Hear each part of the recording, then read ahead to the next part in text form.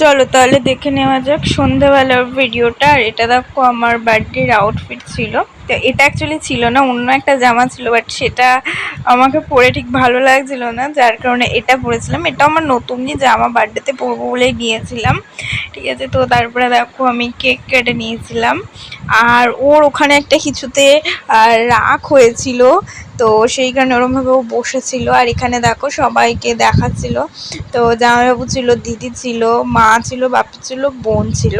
তো এই যে ও আমি কেক কেটে নিয়েছি বলে ও আর কেকটা কাটতে চাইছে না। তো যাই হোক, তারপরে ওর সাথে সবার সাথে অনেকটা ফটো টটো তোলার পর দেখো ওরকমভাবে মুখটা করে আছে।